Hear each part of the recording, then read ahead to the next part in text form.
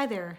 Welcome to my YouTube channel. And if you haven't already, please click the button below and subscribe so that you don't miss any of my upcoming videos. Today's topic is all about emotional fitness. What does emotional fitness even mean?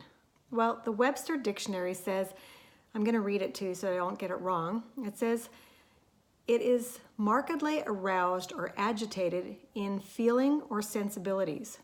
Humans have been known to say people are too emotional or not emotional enough. And what does a healthy emotional person really look like?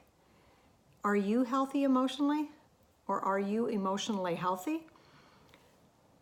Do you feel like you're sometimes tipping the scales on your emotions? Do people say you're too dramatic, or you cry way too much? Or do you have someone tell you that you're closed and you don't open up? You don't verbalize your feelings, or maybe you just keep everything to yourself. How do you find that you are? So another thing that I want to just read is emotional health means that you're in control of your thoughts, your behaviors, and your feelings. So maybe you're the type of person who, when you're tipping the scales on your emotions, that maybe you want to punch a hole through a wall. Is that you? Or do you verbally blurt things out where maybe you're with your loved ones and you're blurting out your thoughts, and some of them can be very hurtful? Is that who you are? So that's your thoughts and your feelings, and your behavior would be like putting a fist through a wall or banging a pot or slamming a cupboard door, those types of things. So I encourage you to take a look at yourself. Are you emotionally stable? Are you emotionally healthy? And there's nothing wrong with taking a close look and actually seeing where you need to work on your emotional health. Because being emotionally healthy takes work. It doesn't just happen.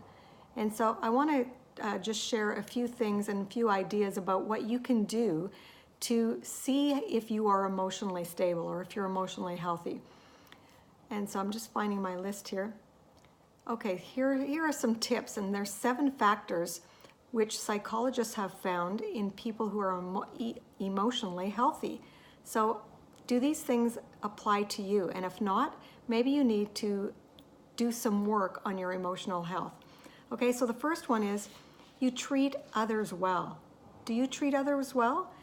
Do you lend a hand? Are you volunteering, or are you easily able to go and help someone? Is this who you are? Do you lend a hand? That's number 1. Number 2 is you like who you are. Do you actually like yourself? Do you like your personhood? If not, you need to take a look at your emotional health. Number 3, you're flexible. This means, or it can mean a whole variety of things, but when you're flexible, it means that you don't get agitated quickly, or you're not irritable as soon as you have to change your plans. It could be changing your dinner plans. It could be changing a route where you're driving. It could be changing your work schedule. Number 4 is you hold gratitude for your loved ones. You hold gratitude. It means you're focusing on what you have rather than what you're lacking. That's being emotionally healthy. You're grateful for what you have, not always dwelling on the negative. Number 5 is you're in touch with your emotions. This means that you actually look at how you're doing. Like, are you irritable? Are you overdramatic? Take a look at what you're doing and acknowledge and accept your emotions and still move forward. Number 6 is you have meaning in your life. Do you know that you have meaning in your life? Do you have a mission, or are you passionate about something that enlarges your life? Like, I'm passionate about mental fitness for a reason, because I had a hard journey with my husband going through post-traumatic stress. So with post-traumatic stress, you go through a lot of different emotions. You can be angry one minute, you can be irritable, you can want to punch a hole through a wall, you can be crying, you can have panic attacks, and you're nervous and you're anxious and you're fearful and you don't want to go anywhere, and you're isolating yourself. There's so many emotions with post-traumatic stress. And so I've had to look at myself too as I was caring for my husband in this journey. So, do you have meaning in your life? I do, because I'm passionate about mental fitness. Number 7 is you value experiences more than possessions.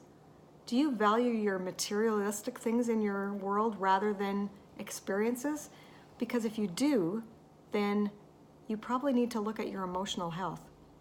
So I quickly shared 7 things for you to look at to see if you're emotionally healthy. I encourage you to do this, and in my next video on emotional health, I'll share some tips and strategies that you can do to move forward and build on your emotional health. With this video, I want you to actually take a look deep down who you are and go through the traits again. Write them down if you need to, and really be introspectful about your life and your emotional health. I encourage you to live a happy, healthy life. Life is short, so live it well. I'll see you in the next video.